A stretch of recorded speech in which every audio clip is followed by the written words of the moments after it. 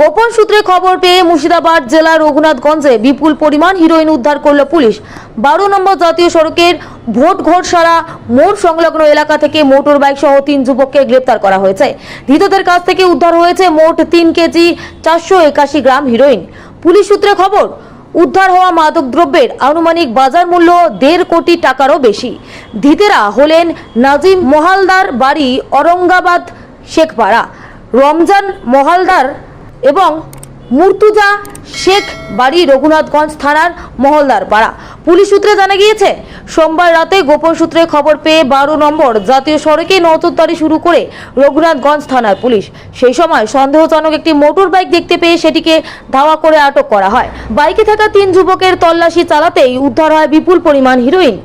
মাদকটি সিমেন্টের বস্তার মধ্যে রাখা ছিল বলে পুলিশ সূত্রে জানা গিয়েছে।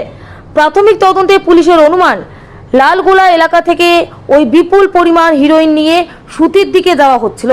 ধৃত 3 যুবককে জিজ্ঞাসাবাদ করে এই মাদক পাচার চক্রের সঙ্গে আর কারা জড়িত তা জানার চেষ্টা করছে পুলিশ। মাদকটি কোথা থেকে আনা হয়েছিল এবং কোথায় পৌঁছে দেওয়ার কথা ছিল সে বিষয়েও তদন্ত শুরু হয়েছে।